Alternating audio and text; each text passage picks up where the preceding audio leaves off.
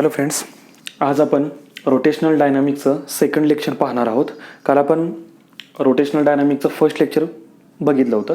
Okay, आजच्या लेक्चरमध्ये आपण काल जे कन्सेप्ट बघितले पहिल्या लेक्चरमध्ये त्या कन्सेप्टच्या रिलेटेड आपण कॉम्पिटिटिव्ह एक्झाममध्ये आणखी एक्स्ट्रा काय कन्सेप्ट आहेत तिथं आपण पाहणार आहोत. आपला पहिला पॉईंट आहे याचा टाईप्स ऑफ सर्क्युलर मोशन. कालच्या लेक्चरला आपण पाहिलं होतं. लेक्चर ज्यांनी बघितलं नसेल ते अगोदर लेक्चर पहा. इथं आय बटनमध्ये आपण वरती लेक्चर ते दिलेलं आहे. ते लेक्चर पहा, नंतर हे लेक्चर बघा. ओके, तर types of circular motion. Okay, we know that there are two types of circular motion. One is UCM and second is non UCM.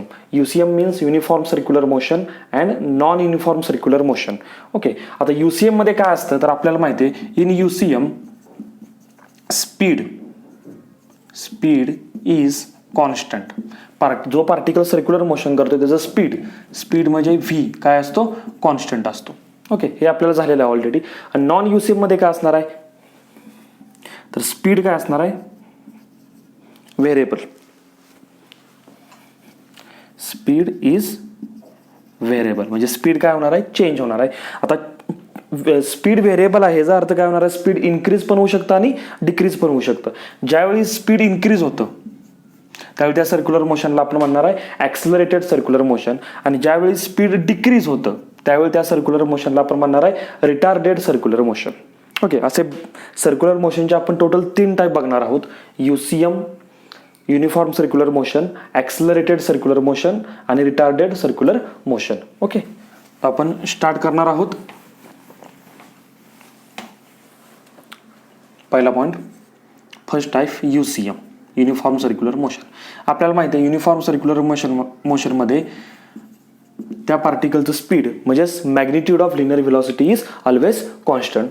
So we consider one particle which is performing uniform circular motion. This particle P performing uniform circular motion. Okay, this is center, this is radius vector. We know that radius vector, direction of radius vector is radially outward. Okay, this is the tangential velocity of that particle, and particle performing circular motion in anti-clockwise direction. So direction of omega is radially outward. Direction of omega is perpendicular to plane and outward by using right hand rule. काल आपण पाहिलं होतं, by using right hand rule म्हणजे adjust the fingers in the direction of motion of a particle and thumb gives the direction of angular velocity. This is the direction of angular velocity. This is the direction of linear velocity. Okay, आता UCM मध्ये आपल्याला माहिती आहे linear व्हेलॉसिटीची magnitude म्हणजेच काय, V हा constant आहे. म्हणजे ह्या ठिकाणी समजा स्पीड 10 मीटर पर सेकंड असेल तर ह्या ठिकाणी पण किती असणार आहे, 10 मीटर पर सेकंड. ह्या ठिकाणी पण किती असणार आहे, 10 मीटर पर सेकंड. आणि ह्या ठिकाणी पण किती असणार आहे, 10 मीटर पर सेकंड. ओके, त्यामुळं इथं आपण सांगू शकतो की लिनियर व्हेलॉसिटीची मॅग्निट्यूड म्हणजे स्पीड कॉन्स्टंट आहे, पण लिनियर व्हेलॉसिटीची डायरेक्शन काय होते, चेंज होते. And due to change in direction of linear velocity there is a acceleration produced in this particle, and that acceleration is known as centripetal acceleration. And direction of centripetal acceleration is along the radius and towards the center of a circle. This is the centripetal acceleration which is produced due to change in direction of linear velocity. कारण linear व्हेलॉसिटीची magnitude तर कशा इथं UCM मध्ये constant आहे. Okay, लक्षात आलं. म्हणजे आपण सांगू शकतो UCM मध्ये फक्त एकच ॲक्सिलरेशन असतं, कारण linear speed constant. Similar angular speed काय असणार आहे, ते सुद्धा कॉन्स्टंट असणार आहे. ओके, त्यामुळे अँग्युलर व्हेलॉसिटी पण कॉन्स्टंट असणार. अँग्युलर व्हेलॉसिटी का कॉन्स्टंट असणार आहे, अँग्युलर व्हेलॉसिटीची मॅग्निट्यूड म्हणजे अँग्युलर स्पीड कॉन्स्टंट. अँग्युलर व्हेलॉसिटीची डायरेक्शन आउटवर्ड ती सुद्धा कॉन्स्टंट. सो आपण काय म्हणू शकतो, angular velocity, total angular velocity is constant. So we can say that alpha is 0 because alpha is d omega by dt and omega is constant, so we get alpha is 0. But in case of linear velocity. Linear velocity ची magnitude constant, but direction of linear velocity is always change in circular motion. So we can say that linear velocity is change, and due to change in linear velocity, there is a one acceleration, that is centripetal acceleration is produced in the circular motion. Okay, मग कुठलं acceleration म्हणजे आपण काय म्हणणार इथं net acceleration म्हणजेच कुठलं असणार आहे centripetal acceleration, and which is v square upon r, or किती असणार आहे r omega square. हे आपण प्रिव्हियस लेक्चरमध्ये बघितलं होतं. This is the first type of circular motion, that is UCM. Direction of omega outward, tangential काय असणार आहे linear velocity ची डायरेक्शन. लक्षात आलं? ओके. आता ते आणखी एक महत्त्वाचा पॉईंट, ह्या ठिकाणी एकच ॲक्सिलरेशन आहे कुठलं सेंट्रिपेटल, आणि ते सेंट्रिपेटल ॲक्सिलरेशन म्हणजेच काय असणार आहे नेट ॲक्सिलरेशन असणार आहे. सो आपण या सेंट्रिपेटल ॲक्सिलरेशनलाच काय म्हणू शकतो net acceleration. And angle between net acceleration and linear velocity, linear speed is 90. So we can say that theta is the angle between net acceleration and linear velocity, and here theta is 90 degree. Theta आपल्याला किती मिळाला 90 मिळाला. Okay, this is the first type of circular motion. Okay, then we see second type of circular motion, that is accelerated circular motion. In this case, linear speed increases, so angular speed also increases.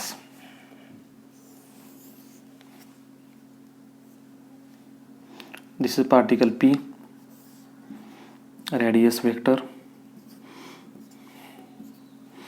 Here omega again in outward direction.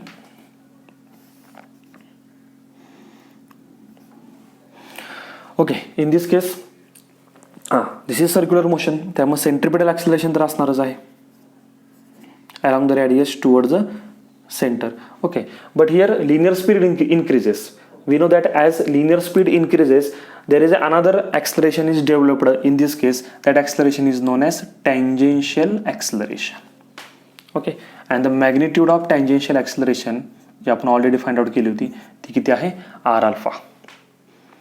किती आहे ती R alpha. And direction of tangential acceleration in this case as V increases, so direction of acceleration and V is same. म्हणजे ज्या डायरेक्शनला तुमचं linear speed असणार आहे त्याच डायरेक्शनला काय असणार आहे तुमचं tangential acceleration. So we can find out here net acceleration by using parallelogram law. This is the net acceleration. Okay, net acceleration is vector sum of tangential and centripetal acceleration, and the magnitude of net acceleration is AT square plus ACP square. We know that AT square is R alpha bracket square plus centripetal acceleration r omega square whole bracket square. This is the magnitude of net acceleration. Okay, again आपण सांगू शकतो इथं angular speed सुद्धा काय होते increase होतं. As angular speed increases angular velocity is changes, and change in angular velocity there is a angular acceleration D omega by D T. So इथं महत्त्वाचा एक पॉईंट आहे इथं की जो आपण सांगू शकतो डायरेक्शन. ओमेगाची डायरेक्शन कुठं असणार आहे इन आउटवर्ड डायरेक्शन. तर अल्फाची डायरेक्शन कुठं असेल तर आपण प्रिव्हियस लेक्चरमध्ये हे सुद्धा बघितलं होतं. जर ओमेगा इन्क्रीज होत असेल तर ओमेगा आणि अल्फाची डायरेक्शन काय असते सेम असते. So again direction of alpha is also in outward. Similar direction of tangential acceleration and direction of linear velocity both are in same direction. Okay, ह्याचं रिझन काय, जर लिनियर व्हेलॉसिटी इन्क्रीज होत असेल तर linear acceleration आणि linear velocity दोघांची direction काय असते सेम असते. ओके, आता इथं अल्फा थिटा घेऊया आपण. थिटा आपण 2 मिनिटापूर्वी सांगितलं. थिटा म्हणजे काय angle between net acceleration and linear velocity. Here this is the net acceleration and this is the velocity. So this is the angle theta, and here theta is acute angle. Here theta is acute angle. UCM मध्ये theta किती आला होता 90 आला होता. theta लक्षात ठेवा. theta म्हणजे काय angle between net acceleration and linear velocity. Okay,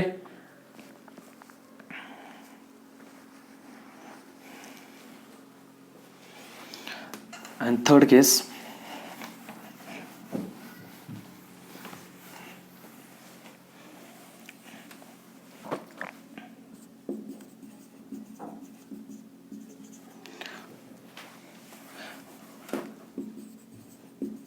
retarded circular motion.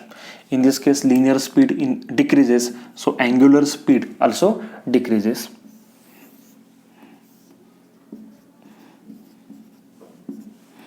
Here again omega in outward direction. This is radius vector.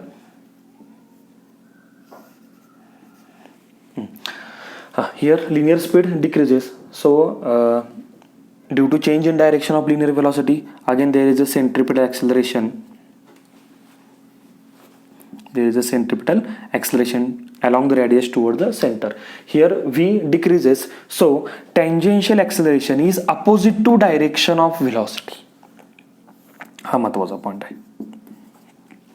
So by using law of parallelogram, this is our net acceleration. Again net acceleration, magnitude of net acceleration, तोच formula असणार आहे AT square plus ACP square, that is R alpha bracket square plus R omega square bracket square. This is the net acceleration. Okay, now we find the direction of here also angular speed decreases, so angular velocity changes, and change in angular velocity we get here alpha. ह्या particle जवळ आणखी एक acceleration आहे, angular acceleration. आता ह्या अल्फाची direction as omega decreases, direction of omega and alpha are exactly opposite to each other. We know that here omega is in outward direction, so alpha is in inward direction. So in this case alpha is perpendicular to plane and inward. हा इथं महत्त्वाचा point आहे. Okay, similarly theta इथे किती असेल? Again theta is the angle between net acceleration and linear velocity. This is the linear velocity and this is the net acceleration. Here angle theta is obtuse. So we can generate total 3 cases.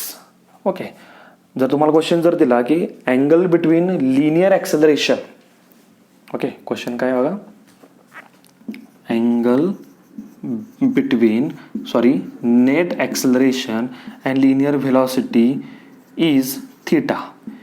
If theta is 90, so we can directly say that the motion of a particle is a UCM, uniform circular motion. Okay, if theta is less than 90, so we can directly say that motion of a particle is a accelerated circular motion, and if theta is greater than 90, that is obtuse, we can directly say that motion of a particle is retarded circular motion. म्हणजे ह्या दोघांच्या अँगलवरून सुद्धा, म्हणजे net acceleration आणि व्हेलॉसिटीच्या मधल्या अँगलवरून सुद्धा आपण त्या मोशनचा टाईप सांगू शकतो. ओके,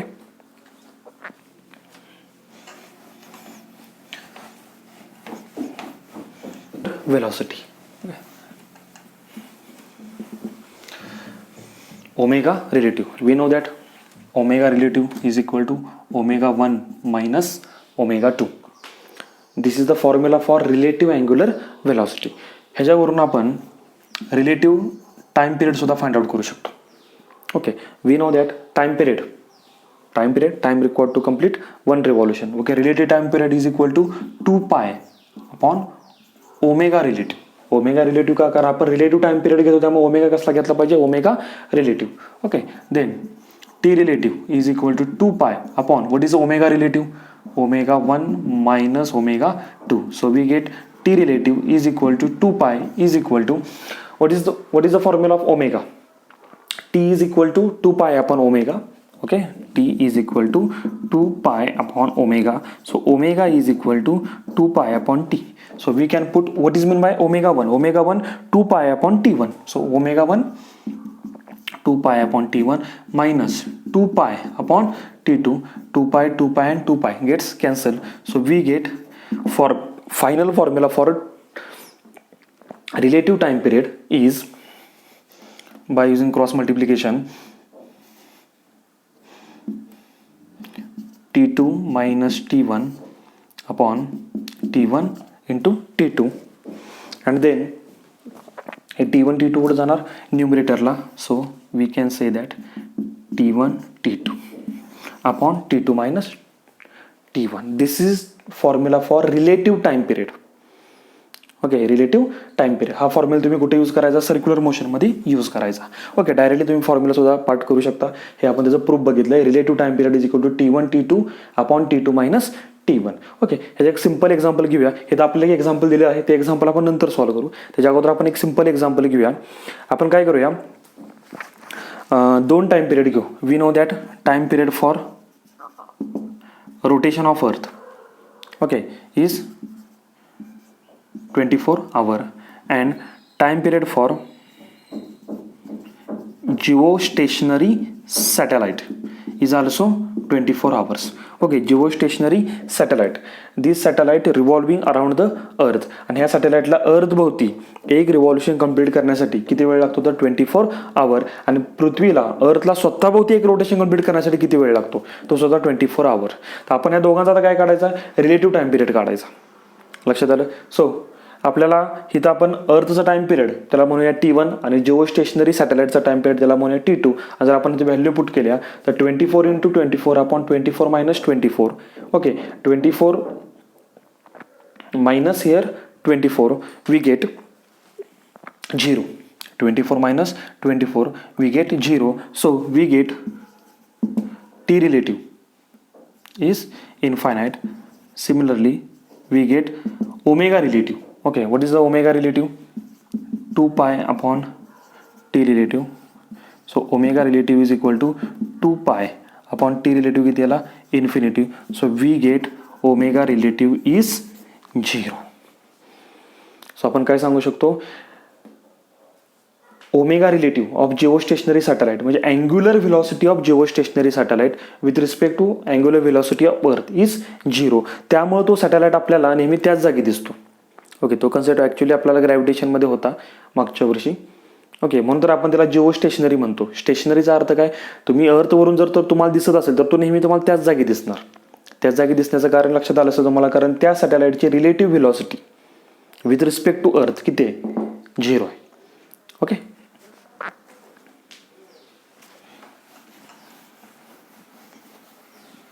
आता आपण हे एक्झाम्पल सॉल्व्ह करू.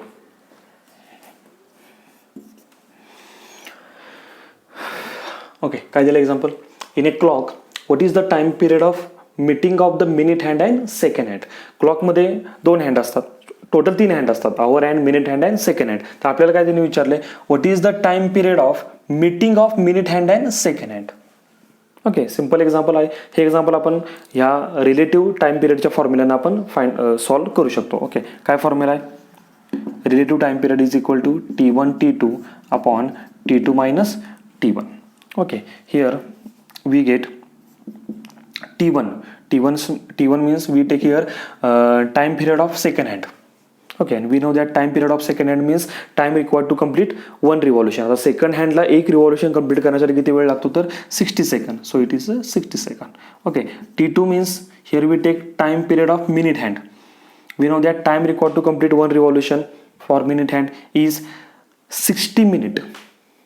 ओके, ज्यावेळी तुमचा मिनिट हँड एक रिव्हॉल्युशन काय करतो कंप्लीट करतो त्याचा टाइम पिरियड किती असतो 60 मिनिट. आणि मिनिटचं जर आपण सेकंडमध्ये केलं तर काय होणार 60 into 60 second that is 3600 second. So we put here values. The relative time period is equal to T1 T2. T1 60 into T2 3600 upon T2 3600 minus 60. Okay, after calculation we get answer. हे तुम्ही solve करा.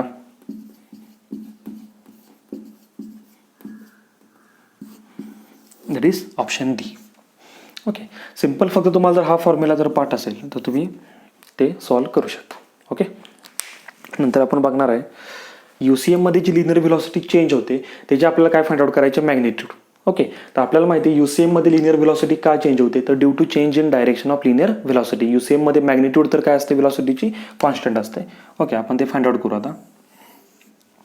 So this particle performing circular motion in anti-clockwise direction. This is the initial position of a particle A. This is radius vector, center. After time t, particle reach at point B. Okay, at point A, this is the linear velocity at point A and this is linear velocity at point B. त्याला आपण V1 बार आणि V2 बार आपण का म्हणले, कारण इथं magnitude constant आहे पण डायरेक्शन चेंज झाल्यामुळे लिनियर वेलोसिटी चेंज झाली. मग ॲट पॉईंट एला किती होती V1 होती आणि ॲट पॉईंट बीला किती होती V2 होती. मग आपल्याला तेच फाइंड आउट करायचे की लिनियर वेलोसिटीची change in magnitude of change in linear velocity, जी वेलोसिटी इथे चेंज होती त्याची आपल्याला काय फाइंड आउट करायचे, मॅग्निट्यूड. सो आपण काय करूया, हा जो वेक्टर आहे V1 बार तो पॅरलल आपण इथे ड्रॉ करू शकतो कारण वेक्टर पॅरलल शिफ्ट केल्यानंतर त्याच्यामध्ये काही चेंज होत नाही. सो दिस इज V1 बार. हे डायग्राम मी एवढी इथं सेपरेट फाइंड ड्रॉ करतो. इथं हा कोण आहे V1 बार, हा कोण आहे V2 bar. This is change in velocity, this is change in velocity due to direction of velocity. So आपल्याला हा डेल्टा V फाइंड आउट करायचा आहे. So we know that delta V bar change in velocity किती असणार आहे, change in velocity means final velocity minus initial velocity, final velocity V2 minus initial velocity V1. आणि आपल्याला ह्या चेंज इन वेलोसिटीचे काय काढायचे आहे, मॅग्निट्यूड. सो आपण मॉडमध्ये घेतलं आणि वी नो दॅट मॅग्निट्यूड काढण्याचा फॉर्म्युला काय, under root a square plus B square plus 2ab cos theta. A square म्हणजे फर्स्ट वेक्टरच्या मॅग्निट्यूडचा स्क्वेअर. फर्स्ट वेक्टर काय V1 बार, त्याची magnitude V1 square plus V2 square plus 2v1 V2 into cos theta. Cos theta is the angle between two vectors, means theta is the angle between V2 and minus V1. Okay, ह्या दोघांच्यातला angle. आता मला सांगा हा angle किती असणार आहे, theta. Okay, हा थिटा वेगळा, हा थिटा वेगळा. ओके, हा थिटा म्हणजे काय असणार इथं, angular displacement. Okay, particle A to B displace झाला तर हा काय झाला, अँग्युलर डिस्प्लेसमेंट. सो हा अँगल थिटा असला तर हा अँगल पण किती असणार आहे, थिटा असणार आहे. ओके, ह्याला मी थिटा डॅश म्हणतो तुमचं जम्बलिंग होऊ नये म्हणून. Okay, this is the angular displacement. Okay, आता हा अँगल थिटा कसा काय आला, दोन परपेंडिक्युलर लाईन मधला अँगल सेम असतो. तर ह्या लाईनला ही लाईन कशी आहे परपेंडिक्युलर आणि ह्या लाईनला ही लाईन कशी आहे परपेंडिक्युलर. सो ह्यांच्यामधला पण अँगल किती असणार आहे, हा थिटा असणार आहे. पण आपल्याला इथं काय पाहिजे, दोन वेक्टर मधला अँगल पाहिजे. कुठले दोन vector, V2 and minus V1. So this is V2 आणि मायनस V1 कुठं असणार आहे, ह्या प्लस V1च्या बरोबर opposite. So this is minus V1 बार आणि आपल्याला हा अँगल पाहिजे. सो हा अँगल किती असेल, हा टोटल अँगल किती आहे 180. तर 180 मधून हा थिटा आपण काय केला minus. So we get 180 minus theta. So we can say that V1 square plus V2 square plus 2v1 v2 cos 180 minus theta. We know that cos 180 minus theta is minus cos theta. So v1 square plus v2 square minus 2v1 v2 cos theta. But in UCM, magnitude of linear velocity is constant. So we can say that v1 is equal to v2 is equal to v, which is constant. This is the magnitude of linear velocity. Okay. So we can say that V1 square त्याच्याऐवजी काय येणार V square, V2च्या ऐवजी पण काय येणार V येणार, V square minus 2v square cos theta. V square plus V square 2v square, 2v square gets common. Okay, so here 1 minus cos theta. Again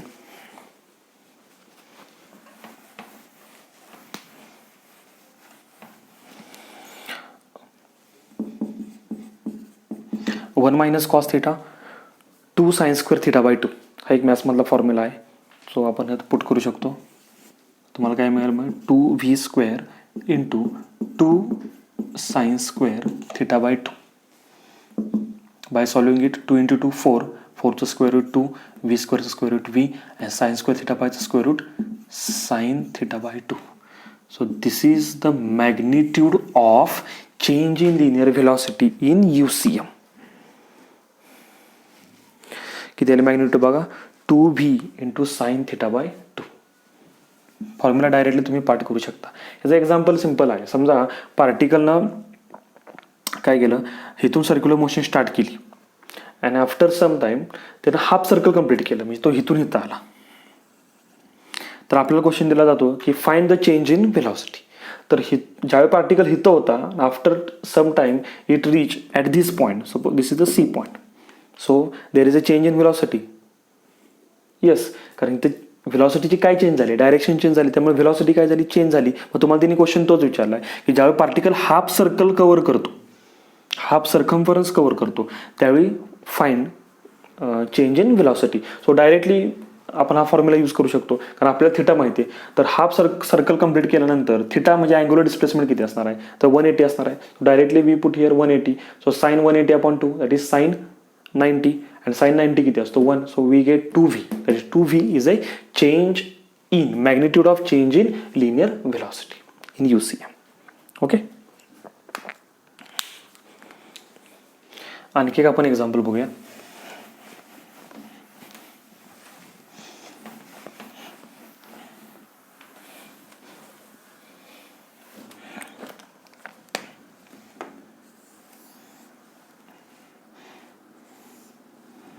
okay, this is a particle which is performing circular motion in anti clockwise direction. आपल्याला 4 point दिलेत, A, B, C आणि D.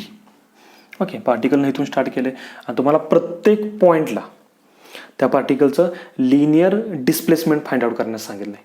काय सांगितलं आहे, linear displacement. Okay, समजा पार्टिकलनं this is the radius of a circle R. Okay, this is the centre of a circle. आता पार्टिकलनं इथून स्टार्ट केलं, तो पहिल्यांदा कुठं जाईल, बीला जाईल.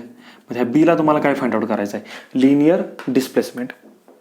ओके, अँड डिस्टन्स, म्हणजे डिस्टन्स आणि डिस्प्लेसमेंट या दोन्ही गोष्टी तुम्हाला फाइंड आउट करायच्या आहे. ठीक आहे, आपण एक टेबल तयार करू आणि डायरेक्ट पाहून याचा आन्सर लिहूया. इथं आपण पहिल्यांदा घेणार आहे पॉईंट. ओके, पहिल्यांदा आपण काढणार डिस्टन्स ट्रॅव्हल आणि नंतर काढायचं displacement. Okay, linear displacement. Okay, पहिल्यांदा पॉईंट कुठला घेऊया आपण, बी पॉईंट घेऊया. ओके, पार्टिकल इथून इथे गेला, तर त्यानं किती डिस्टन्स कव्हर केलं, so this is distance covered bye that particle. आता किती असणार आहे टोटल, जर त्याने एक चक्कर कंप्लीट केला त्या पार्टिकलनं, तर तो किती डिस्टन्स कव्हर करतो, तर सरकम्फरन्स एवढं, म्हणजे 2πr. मग इथे किती कव्हर करणार, तर 2πrचा हा कितवा पार्ट आहे, चौथा पार्ट आहे. तर आपण काय म्हणणार 2πr अपॉन 4, म्हणजे किती येणार 2πr upon 4, that is πr upon 2. That is the distance covered by the particle. Okay, आता डिस्प्लेसमेंट म्हणजे काय, shortest distance between initial and final position. So initial position is A and final position is P. So this is displacement and we can easily it found by using Pythagoras. That is आपल्याला AB पाहिजे. So this is R, this is R, this is hypotenuse. So we can say that R square plus R square is equal to AB square. So we get R square plus R square is a 2R square. And take square root on both side, we get under root 2R. Okay, हे तुम्हाला easily समजेल. Second आपण कुठला point घेणार आहे, C point. तो C point आला, पार्टिकलनं